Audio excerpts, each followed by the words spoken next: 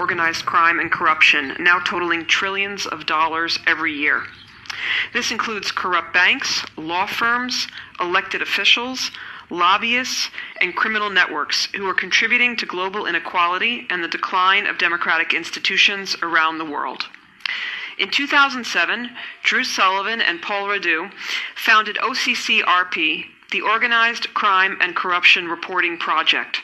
Spanning 6 continents, OCCRP is a global network of more than 180 investigative journalists, researchers, data engineers, and security specialists who work tirelessly to expose crime and corruption with the highest degree of journalistic ethics and editorial standards. I'll be in conversation with Drew and Paul for about 45 minutes, and then we'll have about 15 minutes for audience questions. Drew and Paul, thank you for being here. Great, thank you. Where do we see this most starkly? Almost every single exploitable asset is being controlled, first through the government and then who they're actually selling it to, which could be through bribery to people who exploit it for profit, but often to people that they're connected with or to their political parties or their criminal groups. And so a lot of money that could be used to bring people out of poverty in these countries, is being exploited, and then the money goes to the West. So you have really high costs of money locally, which makes it even more difficult to get loans and for small businesses to start and for people to buy houses. And so you have an increasing impoverishment with high rates in those countries while the money flowed to the West. Namanya Organized Crime and Corruption Reporting Project itu dinyatakan sebagai nominator atau finalis pemimpin paling korup di dunia. Pada akhirnya sejarah memalukan itu tiba di akhir tahun karena pemerintah internasional mendaftarkan Presiden Jokowi, mantan Presiden Jokowi sebagai pemimpin otoriter dan korup di dunia bersama-sama dengan Presiden Bashar al-Assad yang kemarin ditumbangkan di Suriah. Jadi kita sekarang ada di dalam paket yang menunjukkan bahwa seluruh akibat dari perjalanan politik Presiden Jokowi berakhir dalam catatan buruk dunia.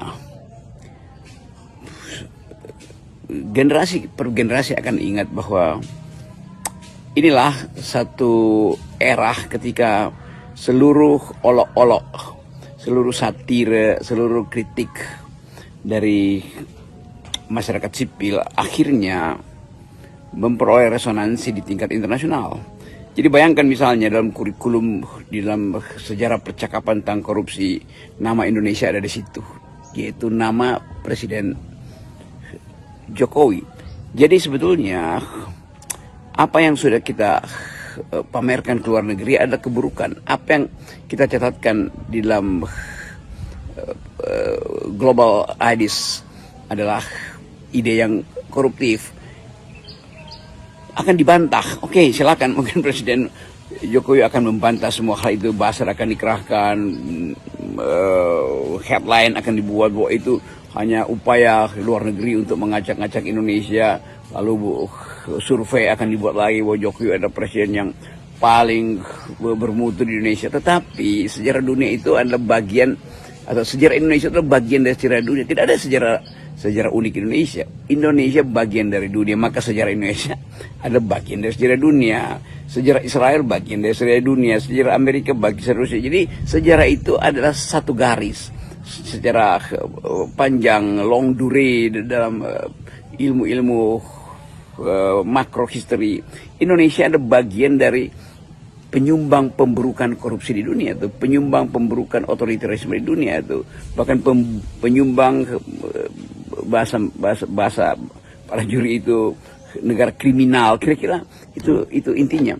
Jadi kita dipermalukan sebetulnya di depan mata internasional, dan sorotan itu akan membekas dalam catatan-catatan politik para peneliti yang akan mengevaluasi apa sebetulnya yang terjadi selama Presiden Jokowi memerintah sehingga dia memperoleh label sebagai satu dari sedikit orang yang berprestasi di bidang kriminal korupsi, satu dari sedikit orang yang berprestasi di bidang perusahaan demokrasi.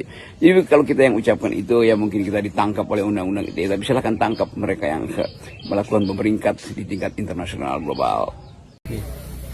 Ini Pak yang apa ada soal nominasi, sudah ada NGO internasional yang menyebut Pak Jokowi salah satu dari tokoh terkorup di dunia gitu, ada tanggapan?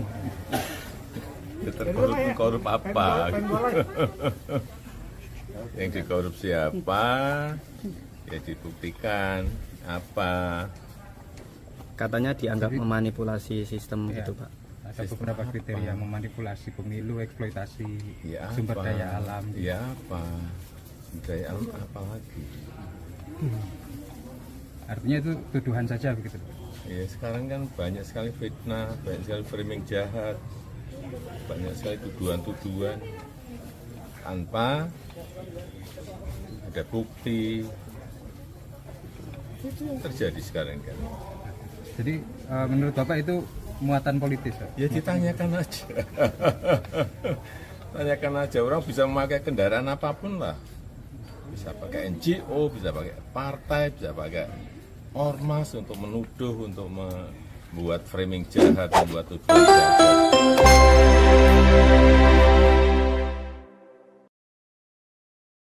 Tentu dengan mata telanjang dapat kita rasakan dan saksikan bersama bahwa sistem pemerintahan dan politik Indonesia dewasa ini tidak berjalan secara efektif dan efisien dalam mencapai tujuan berbangsa dan bernegara. Demokrasi Indonesia menyuburkan korupsi, sebab faktanya menunjukkan lebih dari 60% koruptor adalah politisi di parlemen maupun eksekutif. Bahkan korupsi terbesar, terjahat, dan luar biasa terjadi di era demokrasi saat ini.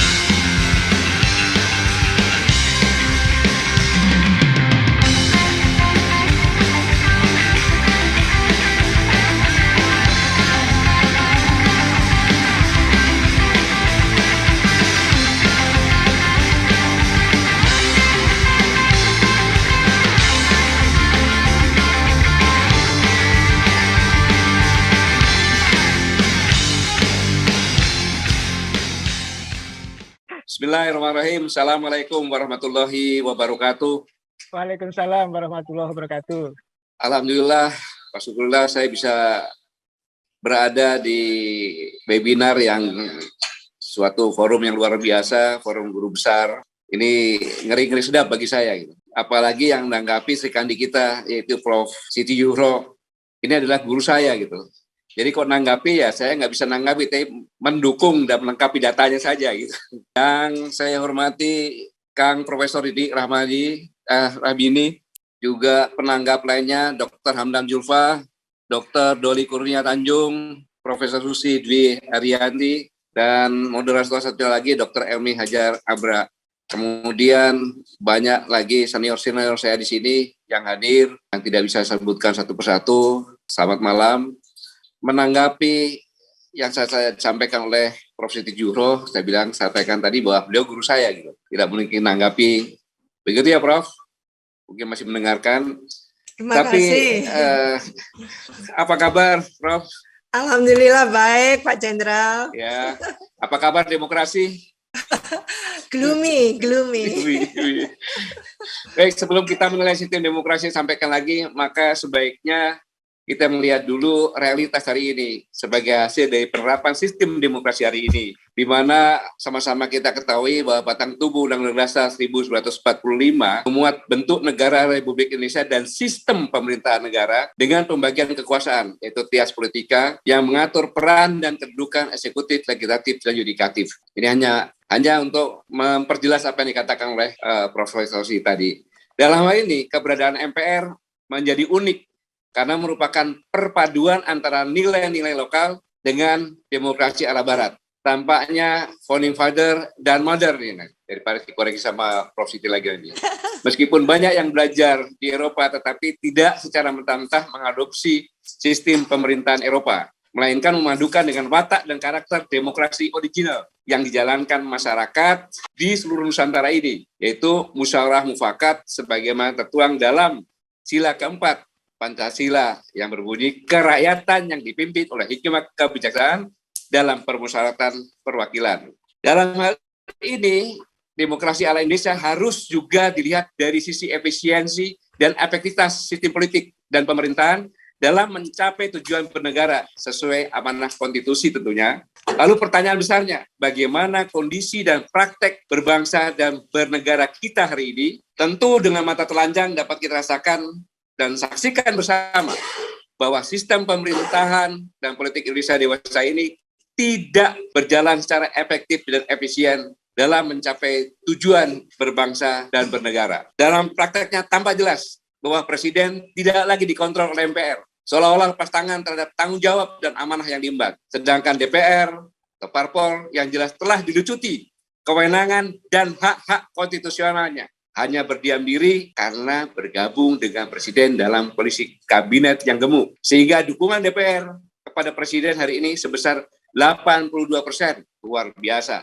Kondisi demikian tentu saja tidak baik, terlebih diwarnai oleh politik biaya mahal akibat ketetapan threshold dalam pemilihan DPR dan eksekutif. Sehingga timbullah kemudian kekuatan oligarki, penguasa dan pengusaha yang sama-sama punya kepentingan untuk melanggengkan kekuasaan.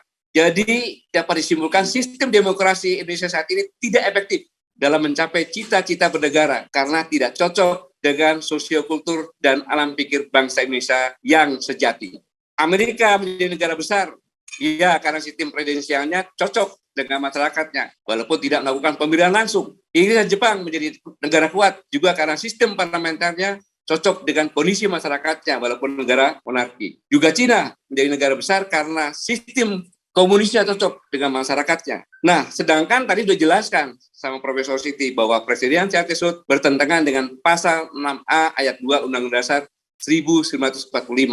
Kalau dalam pasal 6A ayat 2 tersebut tidak ada syarat presiden threshold. Antara lain isinya pasangan calon presiden dan wakil presiden diusulkan oleh partai politik atau gabungan partai politik peserta pemilihan umum sebelum melaksanakan pemilihan umum. Tetapi saya tidak melanjutkan permasalahan undang-undang karena undang-undang ada yang menyampaikan pakarnya tersendiri. Tapi sebenarnya presidensial threshold yang 20% ini menjadi karpet merah. Mudahnya oligarki predator membiayai politik elektoral. Saya ulangi, untuk mendapatkan dukungan partai hingga 20%, pasangan capres-wapres memerlukan biaya yang sangat besar angkanya, sampai dengan triliunan. Berdasarkan data 9 triliun, karena tiap-tiap provinsi memerlukan 300 miliar. Dan kalau kaki 34, 9 triliun. Maka pasti calon-calon di Indonesia tidak ada yang punya seperti itu, kecuali oligarki.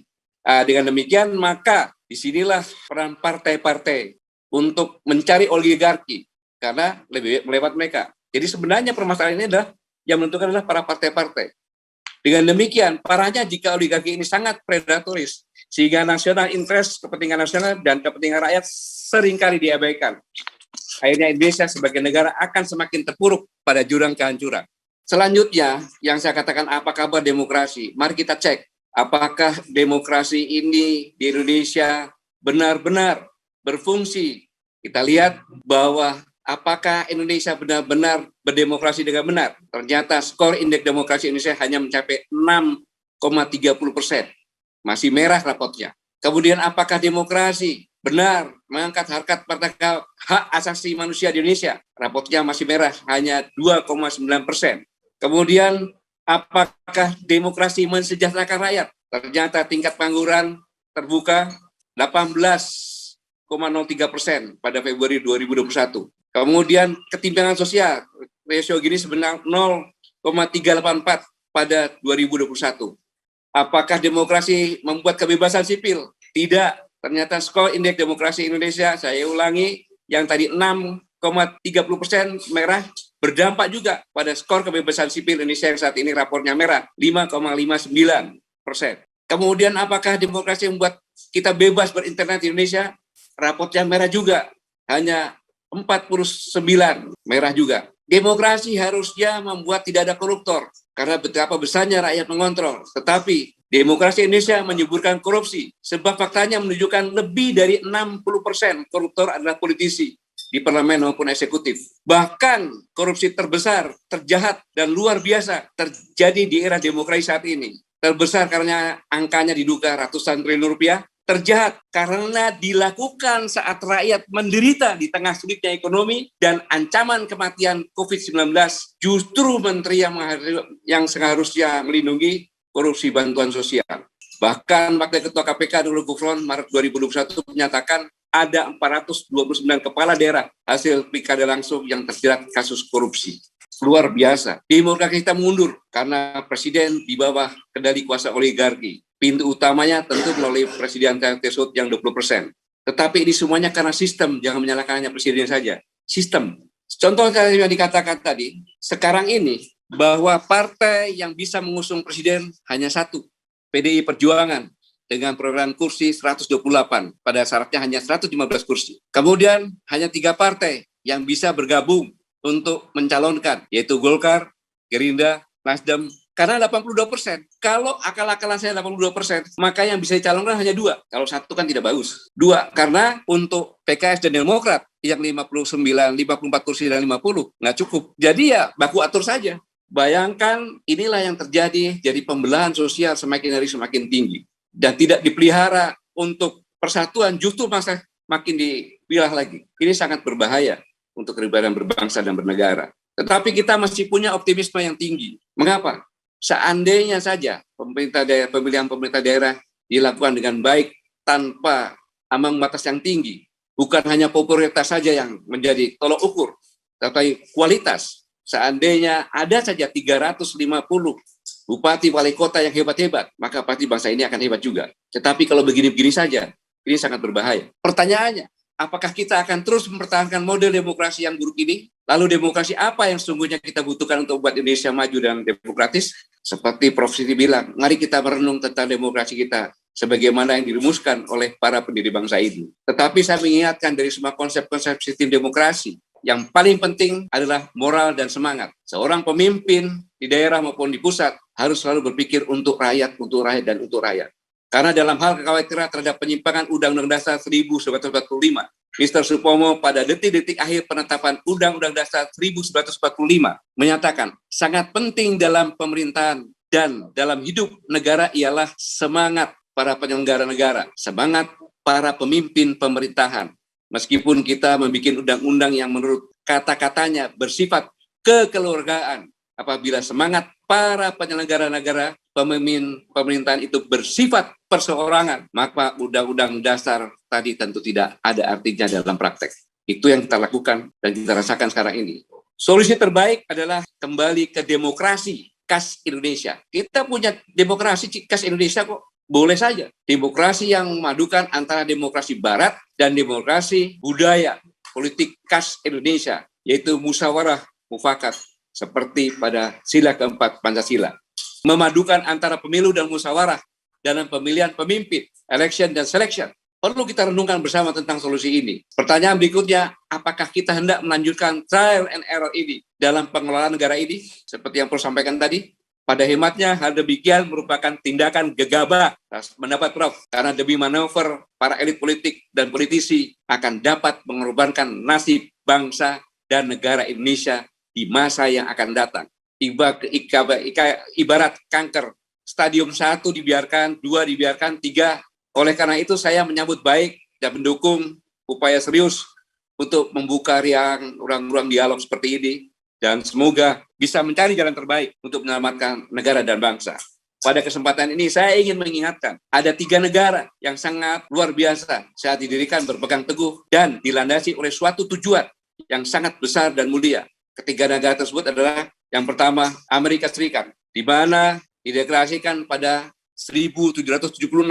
Beserta dinamika undang-undangnya tentunya yang mencari yang tepat berhaluan liberalisme dan kapitalis telah menjadi negara adidaya di dunia. Yang kedua, Uni Republik Sosialis Soviet didirikan 1922 berhaluan sosialisme komunis, tetapi akibat terlibat persaingan persenjataan dan ekonomi rakyat lemah, akhirnya bubar atau hanya bertahan 69 tahun. Yang ketiga, Negara Kesatuan Republik Indonesia yang diproklamasikan 17 Agustus 1945.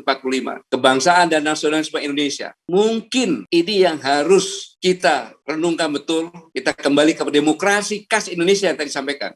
Demokrasi yang memadukan antara pemikiran demokrasi Barat dan khas Indonesia. Kalau tidak ikut-ikutan seperti Soviet nantinya, ya, yang saya katakan mungkin kita harus kembali mengevaluasi dialog agar kita benar-benar memiliki demokrasi yang khas, demokrasi yang sesuai dengan kondisi terkini Indonesia.